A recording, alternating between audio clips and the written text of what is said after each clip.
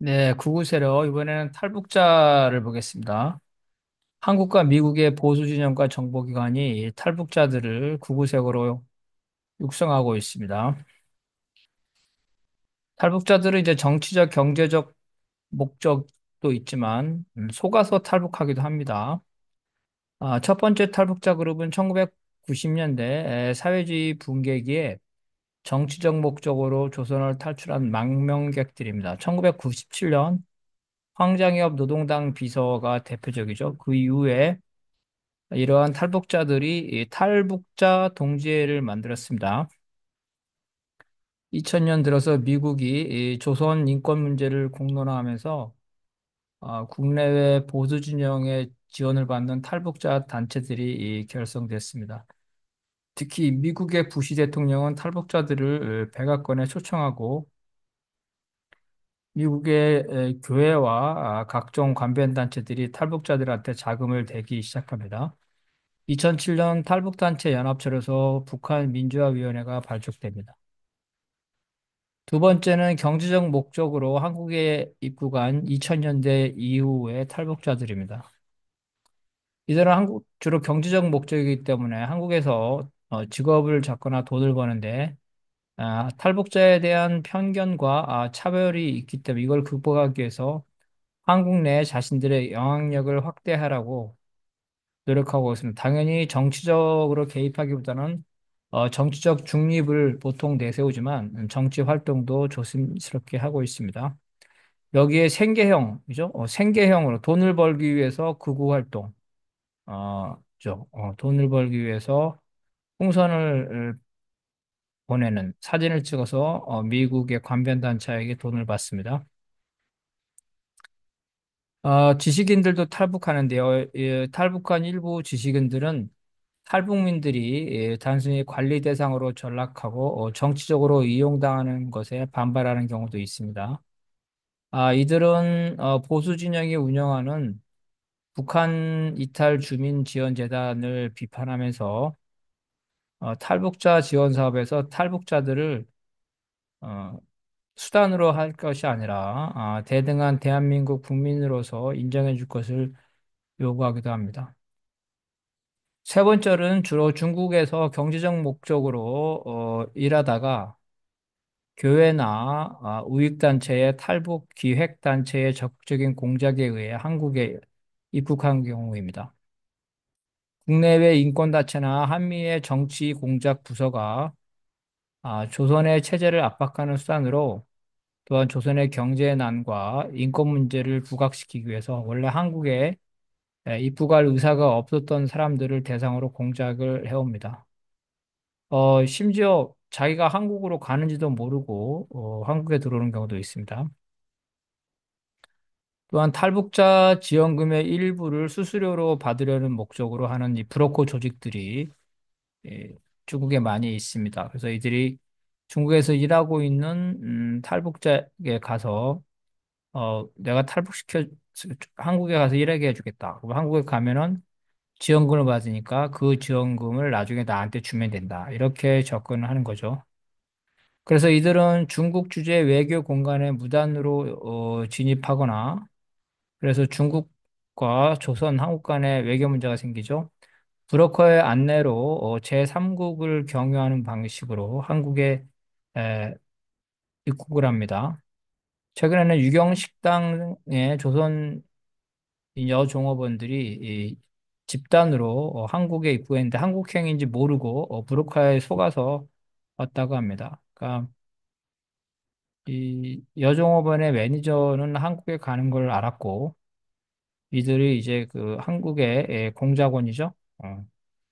국정원이겠죠. 국정원의 공작원과 식당의 매니저가 짜고 이 종업원들을 데리고 한국에 간다는 말을 안 하고 버스에 태워서 사실상 강제로 납치한 거죠. 이렇게 해서 한국에 들어왔다는 겁니다. 기획 탈북이 폭증하자 중국은 조선과의 관계를 고려해서 체포된 탈북자 일부를 북송하기도 했습니다. 그래서 이게 인권 문제가 되기도 했는데 이 과정에서 한국 정부가 적극적인 대처를 하지 않았다는 비난이 이 보수 진영에서 형성됐고 보수 진영은 이런 문제가 발생할 때마다 주로 민주당 정권에 대해서 이러한 중국에 체포된 탈북자를 한국으로 데려오지 않는다면서 친북 정권이라고 비난합니다. 국제법상 조선이죠. 북한은 대한민국과 마찬가지로 국가입니다. 그래서 중국 입장에서는 대한민국과 조선을 똑같이 국가로 인정해야 되고 조선에서 탈출한 사람들은 대한민국 국민이 아니라 조선이죠. 조선의 국민입니다. 중국의 입장에서는 그래서 중국이 이 체포한 탈북자들을 대한민국에 보내는 게 불가능한데 그걸 알고 있는 보수 진영이 억지를 부리면서 한국으로 그 탈북자들을 데려오지 않는다면서 주로 민주당 정권을 공격하는 겁니다. 이렇게 해서 탈북자들을 조선에 대한 체제 전환 정책이죠. 핵 개발을 하고 있는 조선에 대해서 압박을 하기 위해서 정치적으로 이용하고 있습니다. 조선이 2006년 1차 핵실험을 한 이후에 한미의 보수 진영은 조선을 압박하기 위해서 인민들이 굶어 죽는데 핵무기 개발에만 혈안이 되어 있다. 이렇게 말하면서 조선의 인권 문제를 부각시켜 왔습니다. 이들은 김대중 노무현의 대북 사업이 조선의 핵무기 개발 자금줄이라고 비난해 왔는데요. 금강산이나 이제 개성공단 사업이죠. 북한 민주화위원회도 바로 이러한 보수 진영의 논리와 지원 속에서 출범했습니다. 거기에는 이제 황장엽 비서가 지도자였는데 2010년 황장엽 비서가 사망한 후에 내분이 발생해서 2012년에 북한 민주화 추진 연합회가 발족이 됩니다. 이 단체에는 북한 민주화운동본부, 북한 전략센터, 북한인민해방전선, 성공적인 통일을 만들어가는 사람들, 자유북한운동연합, 자유북한방송, 정치범 수용소 해체운동본부, 탈북여성인권연대, 통일을 준비하는 탈북자협회, 세계 탈북인 총연합회, 정치범 생존자 유족회, 탈북난민인권연합, 평화통일 탈북인연합, 탈북문화예술인 총연합회, 탈북민 자립센터, 탈북민 총연합회, 탈북청년연합 등이 참여했습니다. 이 북한 민주화 추진연합회는 황장엽의 그늘에서 벗어나려고 독자 사업으로서 통일 항아리 운동, 임진각 풍선 분해기 행사를 추진했습니다. 그러니까 황장엽이 지도자로 했던 단체가 내분이 생겨서 분열되는데 바로 여기서 탈퇴하고 새로 만든 조직이죠. 이것이 이제 북한 민주화 추진연합회라는 겁니다. 이러한 탈북자들은 조선을 규탄하는 집회에 동원되거나 풍선 보내기 사업으로 돈을 벌거나 혹은 기획 탈북 사업에 종사하면서 거기서 이제 그 자금을 교회나 미국으로부터 자금을 받고 있습니다. 이들은 이제 조선의 핵 개발과 인권 탄압, 한국의 대북 협력 정책을 비난하는 집회에 참석하고 금품 지원을 받기도 합니다. 연평도 포격정, 천안함 침몰 사건 등 남북 현안이 있을 때마다 일부는 자발적으로 참여하지만 일부는 돈을 받고 동원되고 있습니다. 집회가 보수 진영의 기획단체에 의해서 추진되면 이들이 탈북자 단체에게 참석 요구를 하고 그러면 주로 탈북 여성 네트워크에서 참가자가 조직되고 그러면 참가자는 참가비를 받고 이거를 중재한 탈북자 단체는 운영비를 챙기면서 공생관계가 형성됐습니다. 그래서 미국과 보수 진영이 돈을 대고 탈북자 단체들이 사람을 모으고 참가자들은 참가비를 받는 이런 시스템입니다. 2012년 사단법인 비전 코리아와 탈북난민 인권연합의 계좌이체 내역으로 이러한 금전거래 관계가 폭로된 바 있습니다. 둘째는 풍선 보내기, 기획 탈북 등 대북 선전 사업에 대해서 한미 보수 진영과 정보기관이 지원하고 있습니다. 한미의 정보기관과 보수적인 교회가 북한 인권 시민연합, 북한 민주화 네트워크, 좋은 것들, 탈북 난민 유엔 청원 운동본부, 탈북 난민 유엔 청원 아, 똑같은 거죠. 이런 에서 대북 기획단체를 어, 지원하고 있습니다. 이들 단체들은 독자적으로 대북 사업을 하거나 혹은 그 휘하에 탈북자 동지회, 숭이 동지회, 자유를 찾아온 북한인 협회, 통일을 준비하는 규순자 협회, 한백회, 진달래회, 통일연구회, 탈북자 봉사단 같은 네트워크를 두고 사람들을 모아서 그 자금을 지출하는 이러한 방식입니다. 교회에서도 두리아나 선교회나 애랑 선교회 등 일부 교회는 중국에서 직접 기획 탈북을 하거나 대북 선교를 하고 있습니다.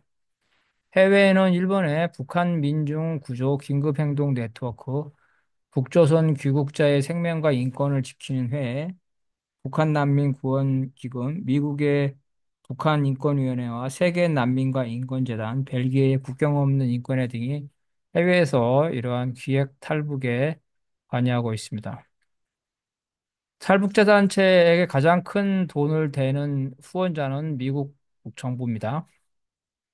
미국의 국립민주주의 기금 NED라고 하는데 이건 이제 국무부 산하 기관이고 미국 중앙정보부에 협력하고 있습니다. 이 기구는 미국의 적대국이죠. 미국의 적대국에서 정권 교체를 하기 위해서 민주화와 인권 운동 보호라는 명분으로 매년 수백억씩 지출하고 있습니다.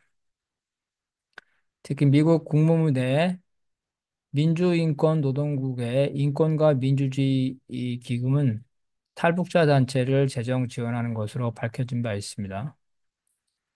한국의 나우, 북한인권시민연합, 북한인권정보센터, 열린북한방송, 자유북한방송, 데일리 NK 등의 단체가 매년 아, 미국의 국립민주주의 기금의 자금을 받고 있습니다.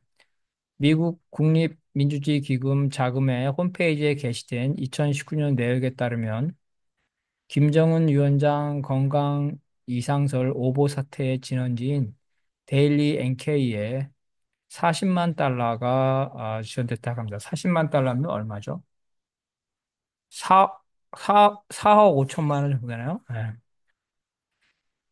북한 개발연구소에는 28만 달러, 북한인권정보센터는 22만 달러, NK워치는 21만 달러, 나우에는 12만 달러, 국민통일방송에는 60만 달러의 자금이 지원됐습니다. 대북전단 살포를 주도하는 자유북한운동연합 대표 박상학이죠. 미국으로부터 자금을 공급받고 있습니다. 대북 풍선 단체들은 이 풍선을 띄우고 사진을 찍어서 미국에 보내면 돈을 받는데, 그래서 이들은 돈을 받기 위해서 바람의 방향 때문에 북으로 풍선이 날아가지 않는 겨울철에도 풍선을 날리고 사진을 찍어서 미국으로부터 돈을 받습니다. 파주 접경 지역의 이정 목사는 미국의 디펜스 포럼 재단의 대표인 수잔 숄티가 박상에게 돈을 전달하는 것을 목격했다고 주장하게 됐습니다. 미국은 자신들이 직접 조선에 들어가 선전 사업을 하는 것이 불가능하기 때문에 대북 방송과 대북 풍선을 조선의 체제전환 프로그램으로 높게 평가하고 있습니다. 어, 성과가 좋다는 거죠. 왜냐하면 이 대북 방송이나 대북 풍선을 보고 탈북하는 사람들이 있기 때문에 그렇다는 겁니다. 문재인 정부 때 이 대북 풍선을 제한하는 입법을 하자 미국 정부가 직접 나서서 한국 정부의 법을 철회하도록 압박하기도 했습니다. 일부 탈북자 단체들은 미국 정부나 교회의 자금을 운영비로 쓰면서 자금 유용이나 횡령 문제가 발생하기도 합니다.